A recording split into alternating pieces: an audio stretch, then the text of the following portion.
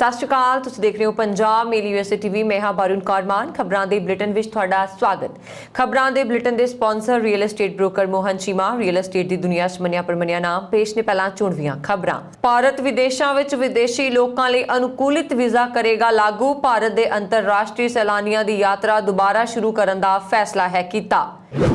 America 'ਚ ਸਾਲ 2021 ਦੌਰਾਨ ਸ਼ਰਨਾਰਥੀਆਂ ਦਾ ਘਟਿਆ ਦਾਖਲਾ।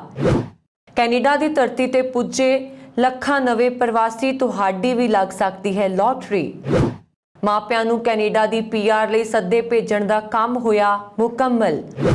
ਹੁਣ ਅਮੀਰ ਨਹੀਂ ਰਹੇ ਡੋਨਾਲਡ ਟਰੰਪ। 25 ਸਾਲਾਂ ਵਿੱਚ ਪਹਿਲੀ ਵਾਰ ਅਰਬਪਤੀਆਂ ਦੀ ਸੂਚੀ ਵਿੱਚੋਂ ਹੋਏ ਬਾਹਰ। ਕੈਨੇਡਾ ਨੇ ਕੇਂਦਰੀ ਕਰਮਚਾਰੀਆਂ ਅਤੇ ਯਾਤਰੀਆਂ ਲਈ ਕੋਵਿਡ-19 ਟੀਕਾਕਰਨ ਕੀਤਾ ਲਾਜ਼ਮੀ। ਮਲੇਰੀਆ ਦੀ ਪਹਿਲੀ ਵੈਕਸੀਨ ਨੂੰ WHO ਨੇ ਦਿੱਤੀ ਮਨਜ਼ੂਰੀ। ਪਾਕਿਸਤਾਨ ਵਿੱਚ ਆਇਆ ਜ਼ਬਰਦਸਤ ਭੂਚਾਲ, 20 ਲੋਕਾਂ ਦੀ ਮੌਤ, 300 ਤੋਂ ਵੱਧ ਜ਼ਖਮੀ। ਤੇ ਹੁਣ ਇਹਨਾਂ ਖਬਰਾਂ ਦਾ ਵਿਸਥਾਰ।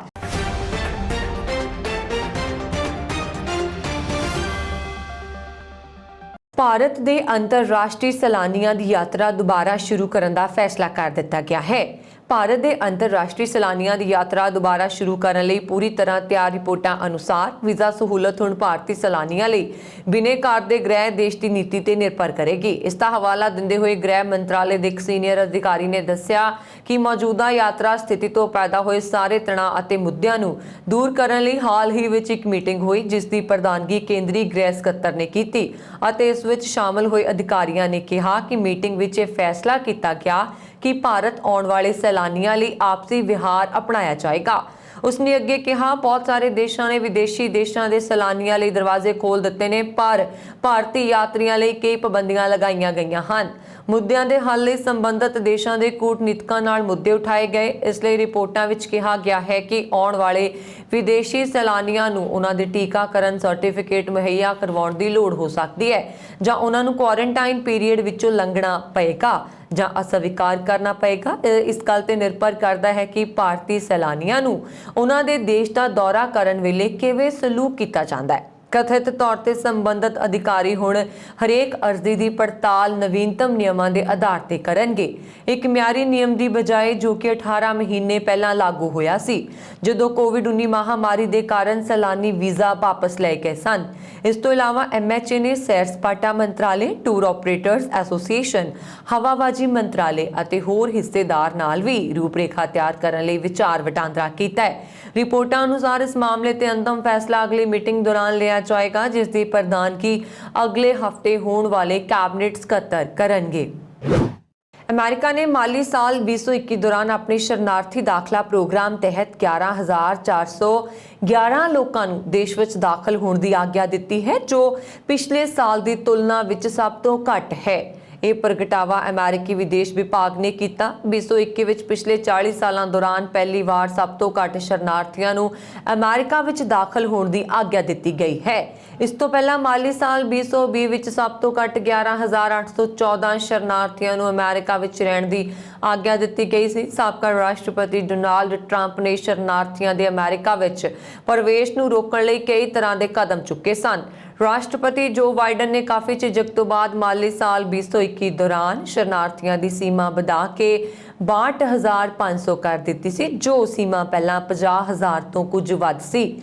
ਵਧਾਈ ਸੀਮਾ ਵੀ ਪਿਛਲੇ ਮਹੀਨੇ ਖਤਮ ਹੋ ਗਈ। ਬਾਈਡਨ ਪ੍ਰਸ਼ਾਸਨ ਦੀ ਮਾਲੀ ਸਾਲ 2022 ਦੌਰਾਨ ਸ਼ਰਨਾਰਥੀਆਂ ਦੀ ਸੀਮਾ ਵਧਾ ਕੇ 1,25,000 ਕਰਨ ਦੀ ਯੋਜਨਾ ਹੈ, ਪਰ ਜਿਸ ਤਰ੍ਹਾਂ ਦੇ ਮਾਪਦੰਡ ਸ਼ਰਨਾਰਥੀ ਦਾਖਲਾ ਪ੍ਰੋਗਰਾਮ ਤਹਿਤ ਲਾਗੂ ਕੀਤੇ ਜਾ ਚੁੱਕੇ ਹਨ, ਉਹਨਾਂ ਤਹਿਤ ਇੰਨੇ ਸ਼ਰਨਾਰਥੀਆਂ ਦਾ ਅਮਰੀਕਾ ਵਿੱਚ ਪ੍ਰਵੇਸ਼ ਮੁਸ਼ਕਿਲ ਲੱਗਦਾ ਹੈ।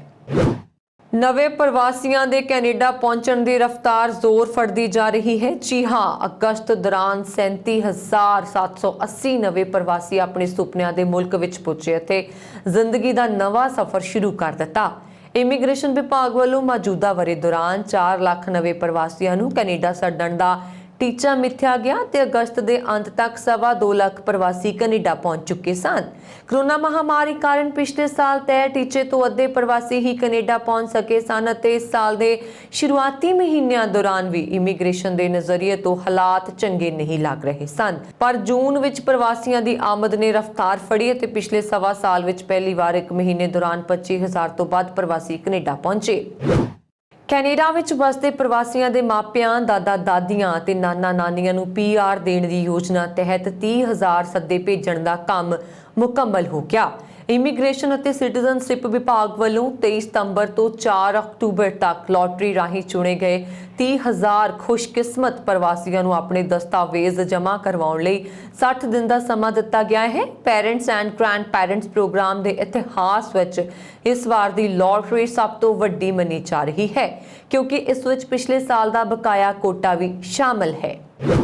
ਡੋਨਾਲਡ ਟਰੰਪ ਦਾ ਦੁਬਾਰਾ ਰਾਸ਼ਟਰਪਤੀ ਬਣਨ ਦਾ ਸੁਪਨਾ ਪੂਰਾ ਨਾ ਹੋਣ ਦੇ ਨਾਲ ਹੀ ਉਹ 25 ਸਾਲਾਂ ਵਿੱਚ ਪਹਿਲੀ ਵਾਰ ਅਮਰੀਕਾ ਦੇ 400 ਅਰਬਪਤੀਆਂ ਦੀ ਸੂਚੀ ਵਿੱਚੋਂ ਵੀ ਬਾਹਰ ਹੋ ਗਏ। ਫੋਰਬਸ ਮੈਗਜ਼ੀਨ ਦੀ ਹਾਲ ਹੀ ਵਿੱਚ ਜਾਰੀ ਇਸ ਸੂਚੀ ਵਿੱਚ 25 ਸਾਲਾਂ 'ਚ ਪਹਿਲੀ ਵਾਰ ਅਜਿਹਾ ਹੋਇਆ ਜਦੋਂ ਟਰੰਪ ਦਾ ਨਾਮ ਇਸ ਵਿੱਚ ਨਹੀਂ ਹੈ। ਇਸ ਵਿੱਚ ਕਿਹਾ ਗਿਆ ਹੈ ਕਿ ਕਰੋਨਾ ਮਹਾਮਾਰੀ ਦੌਰਾਨ ਭਾਰੀ ਨੁਕਸਾਨ ਹੋਣ ਕਾਰਨ ਅਜਿਹਾ ਹੋਇਆ।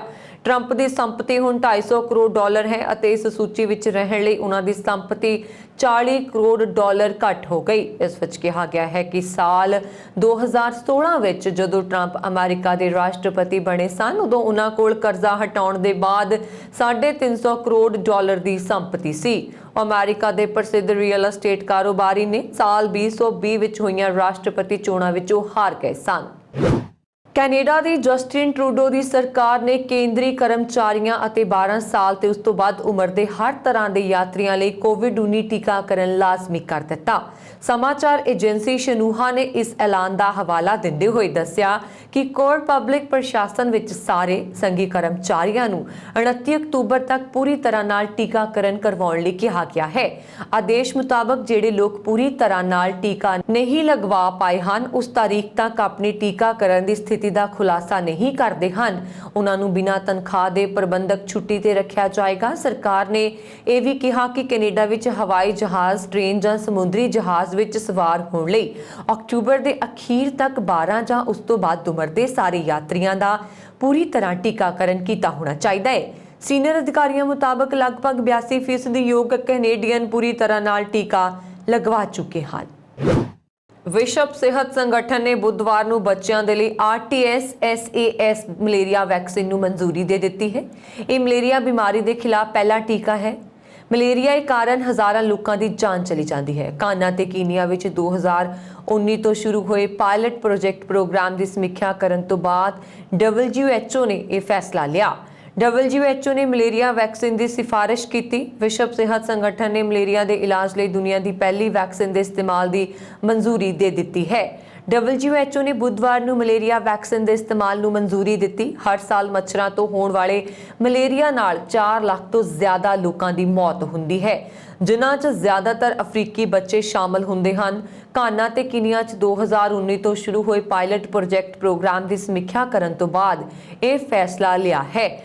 WHO ਨੇ ਮਲੇਰੀਆ ਵੈਕਸੀਨ ਦੀ ਸਿਫਾਰਿਸ਼ ਕੀਤੀ। ਕਾਨਾ ਤੇ ਕੀਨੀਆ 'ਚ ਪਾਇਲਟ ਪ੍ਰੋਜੈਕਟ ਤਹਿਤ ਵੈਕਸੀਨ ਦੀਆਂ 2 ਮਿਲੀਅਨ ਤੋਂ ਜ਼ਿਆਦਾ ਖੁਰਾਕਾਂ ਦਿੱਤੀਆਂ ਗਈਆਂ, ਜਿਸ ਨੂੰ ਪਹਿਲੀ ਵਾਰ ਦਵਾਈ ਕੰਪਨੀ ਵੱਲੋਂ 1987 ਵਿੱਚ ਬਣਾਇਆ ਗਿਆ ਸੀ। WHO ਦੇ ਡਾਇਰੈਕਟਰ ਜਨਰਲ ਟੈਡਰੋਸ ਨੇ ਕਿਹਾ ਕਿ ਕਾਨਾ ਤੇ ਕੀਨੀਆ ਦੇ ਪਾਇਲਟ ਪ੍ਰੋਜੈਕਟ ਦੀ ਸਮੀਖਿਆ ਤੋਂ ਬਾਅਦ ਉਹ ਦੁਨੀਆ ਦੇ ਪਹਿਲੇ ਮਲੇਰੀਆ ਟੀਕੇ ਦੇ ਵਿਸ਼ਵ ਵਰਤੋਂ ਦੀ ਸਿਫਾਰਿਸ਼ ਕਰ ਰਹੇ ਨੇ। ਉਹਨਾਂ ਦਾ ਕਹਿਣਾ ਹੈ ਕਿ ਇਸ ਦੇ ਇਸਤੇਮਾਲ ਨਾਲ ਹਰ ਸਾਲ ਕਈ ਜਾਨਾਂ ਬਚਾਈਆਂ ਜਾ ਸਕਣਗੀਆਂ। ਪਾਕਿਸਤਾਨ ਦੇ ਬਲੂਚਿਸਤਾਨ ਵਿੱਚ ਵੀਰਵਾਰ ਤੜਕੇ ਆਏ 5.9 ਤੀਬਰਤਾ ਦੇ ਭੂਚਾਲ ਵਿੱਚ ਘੱਟੋ-ਘੱਟ 20 ਲੋਕਾਂ ਦੀ ਮੌਤ ਹੋ ਗਈ ਅਤੇ 300 ਤੋਂ ਜ਼ਿਆਦਾ ਲੋਕ ਜ਼ਖਮੀ ਹੋ ਗਏ ਹਨ। ਖਬਰ ਮੁਤਾਬਕ ਆਫਤ ਪ੍ਰਬੰਧਨ ਅਧਿਕਾਰੀਆਂ ਦਾ ਕਹਿਣਾ ਹੈ ਕਿ ਮ੍ਰਿਤਕਾਂ ਦੀ ਸੰਖਿਆ ਅਜੇ ਹੋਰ ਵੱਧ ਸਕਦੀ ਹੈ। ਭੂਚਾਲ ਵਿਗਿਆਨ ਕੇਂਦਰ ਮੁਤਾਬਕ ਭੂਚਾਲ ਦਾ ਕੇਂਦਰ ਹਰਨਾਈ ਵਿੱਚ 15 ਕਿਲੋਮੀਟਰ ਦੀ ਡੂੰਘਾਈ ਤੇ ਸੀ। ਸੂਬਾਈ ਆਫਤ ਪ੍ਰਬੰਧਨ ਅਥਾਰਟੀ ਨੇ ਕਿਹਾ ਕਿ ਮ੍ਰਿਤਕਾਂ ਵਿੱਚ ਕਈ ਔਰਤਾਂ ਅਤੇ ਬੱਚੇ ਸ਼ਾਮਲ ਹਨ। ਸਮਾਚਾਰ ਪੱਤਰ ਡੌਨ ਦੀ ਖਬਰ ਮੁਤਾਬਕ ਸੋਸ਼ਲ ਮੀਡੀਆ ਤੇ ਆਈਆਂ ਤਸਵੀਰਾਂ ਵਿੱਚ ਕਵੇਟਾ ਵਿੱਚ ਭੂਚਾਲ ਦੇ ਬਾਅਦ ਲੋਕ ਸੜਕਾਂ ਤੇ ਨਜ਼ਰ ਆ ਰਹੇ ਨੇ। ਸ਼ੁਰੂਆਤੀ ਝਟਕੇ ਤੜਕੇ 3:20 ਤੇ ਮਹਿਸੂਸ ਕੀਤੇ ਗਏ ਸਨ, ਜਿਸ ਤੋਂ ਘਬਰਾਏ ਲੋਕ ਘਰਾਂ ਵਿੱਚੋਂ ਬਾਹਰ ਨਿਕਲ ਆਏ। ਖੇਤਰ ਤੇ ਡਿਪਟੀ ਕਮਿਸ਼ਨਰ ਸੁਹੇਲ ਅਨਵਰ ਹਾਸ਼ਮੀ ਮੁਤਾਬਕ ਕਈ ਲੋਕਾਂ ਨੂੰ ਗੰਭੀਰ ਹਾਲਤ ਵਿੱਚ ਹਸਪਤਾਲ 'ਚ ਦਾਖਲ ਕਰਾਇਆ ਗਿਆ। ਹਰਨਾਈ ਵਿੱਚ ਕਈ ਇਮਾਰਤਾਂ ਨੁਕਸਾਨੀਆਂ ਗਈਆਂ, ਕਈ ਲੋਕ ਮਲਬੇ ਹੇਠਾਂ ਦਬ ਗਏ। ਇਲਾਕੇ ਵਿੱਚ ਬਿਜਲੀ ਸਪਲਾਈ ਵੀ ਠੱਪ ਹੈ। ਬਚਾਅ ਕੰਮ ਨਾਲ ਜੁੜੇ ਹੋਰ ਸੂਤਰਾਂ ਨੇ ਦੱਸਿਆ ਕਿ ਹਰਨਾਈ ਵਿੱਚ 70 ਤੋਂ ਜ਼ਿਆਦਾ ਮਕਾਨ ਨੁਕਸਾਨੇ ਗਏ ਹਨ। ਤਾਲਿਬਾਨ ਨੇ ਅਫਗਾਨਿਸਤਾਨ ਵਿੱਚ ਸੱਤਾ ਸੰਭਾਲਣ ਤੋਂ ਬਾਅਦ ਪਹਿਲੀ ਵਾਰ ਬ੍ਰਿਟੇਨ ਦੇ ਅਧਿਕਾਰੀਆਂ ਨਾਲ ਮੁਲਾਕਾਤ ਕੀਤੀ ਹੈ। ਇਹ ਮੁਲਾਕਾਤ ਨਾਲ ਤਾਲਿਬਾਨ ਨੂੰ ਉਮੀਦ ਹੈ ਕਿ ਅਫਗਾਨਿਸਤਾਨ ਦੀ ਬਦਹਾਲ ਆਰਥਿਕ ਹਾਲਾਤ ਕੁਝ ਬਿਹਤਰ ਹੋਣਗੇ।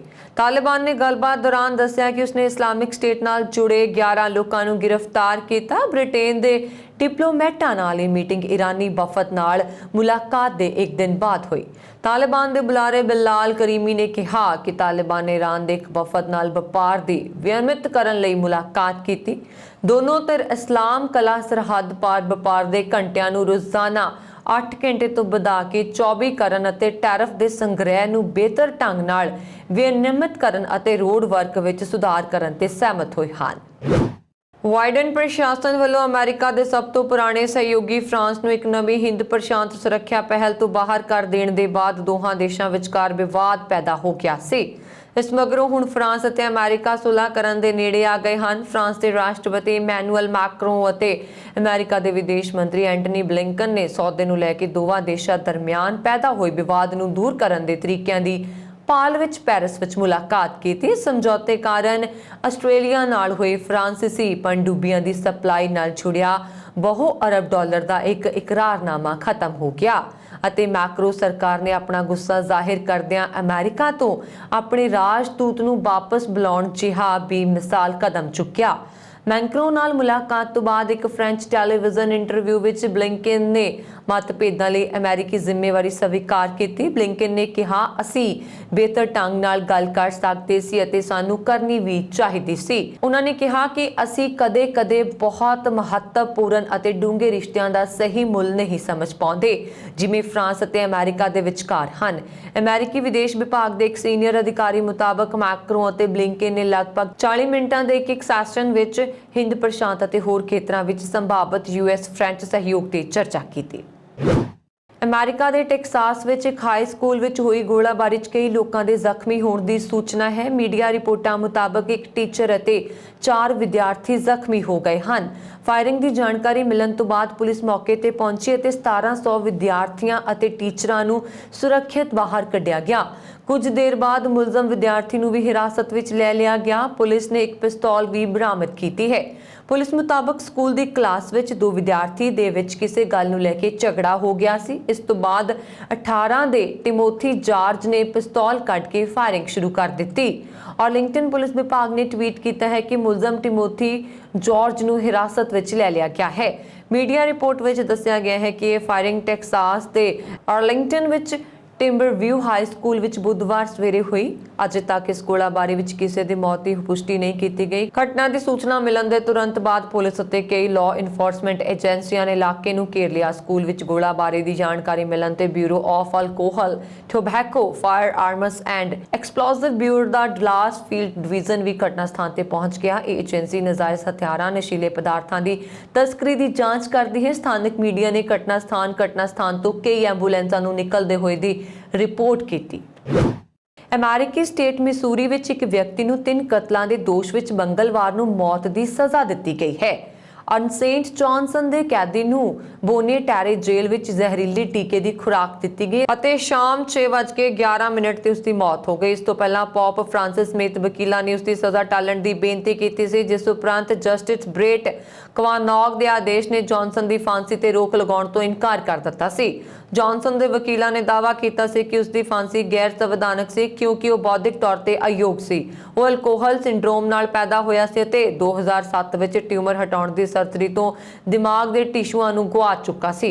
ਜੌਨਸਨ ਨੇ 12 ਫਰਵਰੀ 1994 ਨੂੰ ਲੁੱਟ ਦੇ ਦੌਰਾਨ ਕੇਸੀ ਤੇ ਜਨਰਲ ਸਟੋਰ ਵਿੱਚ 3 ਕਾਮਿਆਂ ਦੀ ਹੱਤਿਆ ਕਰ ਦਿੱਤੀ ਸੀ। ਅਧਿਕਾਰੀਆਂ ਨੇ ਦੱਸਿਆ ਕਿ ਉਸਨੇ 46 ਸਾਲਾ ਮੈਰੀ ਬ੍ਰੈਚਰ, 57 ਸਾਲਾ ਮਾਬਲ ਅਤੇ 58 ਸਾਲਾ ਫਰੈਡ ਜੌਨਸ ਨੂੰ ਮਾਰਨ ਲਈ ਹਥੌੜੇ ਤੇ ਪੇਚਕਸ ਦੀ ਵਰਤੋਂ ਕੀਤੀ ਸੀ। ਸੀ। ਉਸ ਨੂੰ ਇਸ ਅਪਰਾਧ ਲਈ 3 ਵਾਰ ਦੋਸ਼ੀ ਠਹਿਰਾਇਆ ਗਿਆ। ਇਸ ਤੋਂ ਇਲਾਵਾ ਜੌਨਸਨ ਨੇ ਜ਼ਹਿਰੀਲੇ ਟੀਕੇ ਦੀ ਬਜਾਏ ਫਾਇਰਿੰਗ ਸਕੁਐਡ ਦੁਆਰਾ ਮਰੇ ਜਾਣ ਲਈ ਕਿਹਾ ਸੀ, ਕਿਉਂਕਿ ਉਸ ਨੂੰ ਡਰ ਸੀ ਕਿ ਦਰਦਨਾਕ ਦੌਰੇ ਪੈਣਗੇ ਅਤੇ ਸੁਪਰੀਮ ਕੋਰਟ ਨੇ ਉਸ ਦੀ ਬੇਨਤੀ ਨੂੰ ਰੱਦ ਕਰ ਦਿੱਤਾ ਸੀ। ਆਸਟ੍ਰੇਲੀਆਈ ਸਰਕਾਰ ਦੇ ਮੰਤਰੀਆਂ ਨੇ ਆਖਰਕਾਰ ਫਰਾਂਸ ਤੇ ਆਸਟ੍ਰੇਲੀਆ ਵਿੱਚ ਆਪਣੇ ਰਾਜਦੂਤ ਨੂੰ ਵਾਪਸ ਭੇਜਣ ਦੇ ਫੈਸਲੇ ਦਾ ਸਵਾਗਤ ਕੀਤਾ ਅਤੇ ਕਿਹਾ ਕਿ ਉਹਨਾਂ ਨੂੰ ਉਮੀਦ ਹੈ ਕਿ ਦੋਵੇਂ ਦੇਸ਼ ਰੱਦ ਹੋਏ ਪਣਡੁੱਬੀ ਇਕਰਾਰਨਾਮੇ ਤੋਂ ਹੋਏ ਨੁਕਸਾਨ ਨਾਲ ਨਜਿੱਠ ਸਕਦੇ ਹਨ। ਸੱਤਾਧਾਰੀ ਕੰਜ਼ਰਵੇਟਿਵ ਲਿਬਰਲ ਪਾਰਟੀ ਦੇ ਉਪਨੇਤਾ ਤੇ ਖਜ਼ਾਨਾ ਮੰਤਰੀ ਜੋਸ਼ ਫਰਾਈਡੇਨਬਰਗ ਨੇ 9 ਨੈਟਵਰਕ ਟੀਵੀ ਨੂੰ ਦੱਸਿਆ ਸੀ ਫਰਾਂਸ ਦੇ ਆਪਣੇ ਰਾਜਦੂਤ ਨੂੰ ਵਾਪਸ ਆਸਟ੍ਰੇਲੀਆ ਭੇਜਣ ਦੇ ਫੈਸਲੇ ਦਾ ਸਵਾਗਤ ਕਰਦੇ ਹਾਂ ਅਤੇ ਉਮੀਦ ਕਰਦੇ ਹਾਂ ਕਿ ਅਸੀਂ ਹਾਲ ਹੀ ਦੀ ਘਟਨਾ ਤੋਂ ਅੱਗੇ ਵਧ ਸਕਾਂਗੇ। ਗੌਰਤਲਬ ਹੈ ਕਿ ਅਮਰੀਕਾ, ਬ੍ਰਿਟੇਨ ਅਤੇ ਆਸਟ੍ਰੇਲੀਆ ਨੇ ਇੰਡੋ ਪੈਸੀਫਿਕ ਵਿੱਚ ਚੀਨ ਦੇ ਵੱਧਦੇ ਪ੍ਰਭਾਵ ਦੇ ਵਿਚਕਾਰ ਰਣਨੀਤਿਕ ਤੌਰ ਤੇ ਮਹੱਤਵਪੂਰਨ ਖੇਤਰ ਦੇ ਲਈ 15 ਸਤੰਬਰ ਨੂੰ ਇੱਕ ਨਵੇਂ ਤ੍ਰੈ-ਪੱਖੀ ਸੁਰੱਖਿਆ ਗੱਠਜੋੜ ਆਕਸ ਦੀ ਘੋਸ਼ਣਾ ਕੀਤੀ ਹੈ ਤਾਂ ਜੋ ਉਹ ਆਪਣੇ ਸਾਂਝੇ ਹਿੱਤਾਂ ਦੀ ਰੱਖਿਆ ਕਰ ਸਕਣ ਅਤੇ ਪਰਮਾਣੂ ਊਰਜਾ ਨਾਲ ਸੰਚਾਲਿਤ ਪਣਡੁੱਬੀਆਂ ਹਾਸਲ ਕਰਨ ਵਿੱਚ ਆਸਟ੍ਰੇਲੀਆ ਦੀ ਮਦਦ ਕਰਨ ਸਮੇਤ ਰੱਖਿਆ ਸਮਰੱਥਾਵਾਂ ਨੂੰ ਬਿਹਤਰ ਢੰਗ ਨਾਲ ਸਾਂਝਾ ਕਰ ਸਕਣ। ਇਸ ਸਮਝੌਤੇ ਕਾਰਨ ਆਸਟ੍ਰੇਲੀਆ ਨੇ 12 ਰਵਾਇਤੀ ਡਿਜੀਟਲ ਇਲੈਕਟ੍ਰਿਕ ਪਣਡੁੱਬੀਆਂ ਬਣਾਉਣ ਲਈ ਫ੍ਰੈਂਚ ਰਾਜ ਦੀ ਮਲਕੀਅਤ ਵਾਲੀ ਜਲ ਸੈਨਾ ਸਮੂਹ ਨਾਲ 90 ਬਿਲੀਅਨ ਆਸਟ੍ਰੇਲੀਅਨ ਡਾਲਰ ਦਾ ਇਕਰਾਰਨਾਮਾ ਰੱਦ ਕਰ ਦਿੱਤਾ ਸੀ, ਜਿਸ ਦੇ ਬਾਅਦ ਫਰਾਂਸ ਨੇ ਪਿਛਲੇ ਮਹੀਨੇ ਆਸਟ੍ਰੇਲੀਆ ਤੇ ਅਮਰੀਕਾ ਤੋਂ ਆਪਣੇ ਰਾਜਦੂਤਾਂ ਨੂੰ ਵਾਪਸ ਬੁਲਾ ਲਿਆ।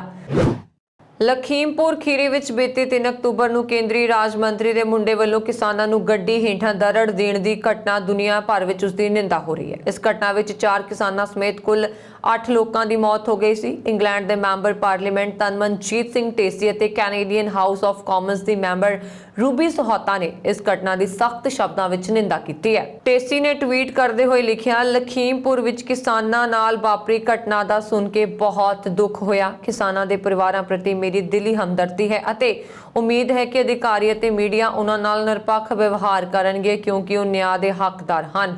ਉੱਥੇ ਹੀ ਰੂਬੀ ਸਹੋਤਾ ਨੇ ਟਵੀਟ ਕਰਦੇ ਹੋਏ ਲਿਖਿਆ, ਭਾਰਤ ਦੇ ਲਖੀਮਪੁਰ ਖੀਰੀ ਵਿੱਚ ਪ੍ਰਦਰਸ਼ਨਕਾਰੀ ਕਿਸਾਨਾਂ ਤੇ ਹਿੰਸਾ ਬਾਰੇ ਜਾਣ ਕੇ ਮੈਨੂੰ ਬਹੁਤ ਦੁੱਖ ਹੋਇਆ। ਮਾਰੇ ਗਏ ਜਾਂ ਜ਼ਖਮੀ ਹੋਏ ਲੋਕਾਂ ਦੇ ਪਰਿਵਾਰਾਂ ਪ੍ਰਤੀ ਮੇਰੀ ਦਿਲੀ ਹਮਦਰਦੀ ਹੈ। ਮੈਂ ਨਿਆਂ ਅਤੇ ਜਵਾਬਦੇਹੀ ਨਾਲ ਉੱਠਦੀਆਂ ਮੰਗਾਂ ਨਾਲ ਆਪਣੀ ਆਵਾਜ਼ ਬੁਲੰਦ ਕਰਦੀ ਹਾਂ।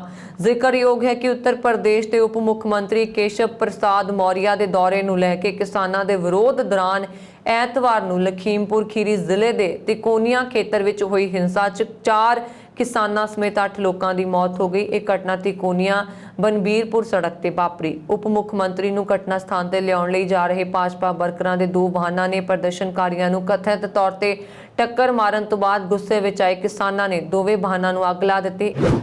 ਲੰਘੇ ਹਫ਼ਤੇ ਫ੍ਰਿਜ਼ਨੋ ਸ਼ਹਿਰ ਦੇ ਡਾਊਨਟਾਊਨ ਵਿੱਚ ਕੈਲੀਫੋਰਨੀਆ ਕਲਾਸਿਕ ਮੈਰਾਥਨ ਦੌੜ ਕਰਵਾਈ ਗਈ। ਇਸ ਦੌੜ ਵਿੱਚ 2000 ਦੇ ਕਰੀਬ ਲੋਕਾਂ ਨੇ ਭਾਗ ਲਿਆ।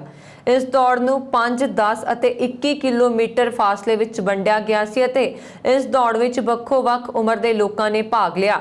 21 ਕਿਲੋਮੀਟਰ ਦੌੜ ਵਿੱਚ 65 ਤੋਂ 70 ਸਾਲ ਵਰਗ ਵਿੱਚ ਫ੍ਰਿਜ਼ਨੋ ਨਿਵਾਸੀ ਸਨੀ ਸਿੰਘ ਰੰਧਾਵਾ ਦੇ ਪਿਤਾ ਹਰਭਜਨ ਸਿੰਘ ਰੰਧਾਵਾ ਨੇ ਪਹਿਲਾ ਸਥਾਨ ਹਾਸਲ ਕਰਕੇ ਇੱਕ ਵਾਰ ਫਿਰ ਪੰਜਾਬੀ ਭਾਈਚਾਰੇ ਦਾ ਸਿਰ ਫਖਰ ਨਾਲ ਉੱਚਾ ਕਰ ਦਿੱਤਾ।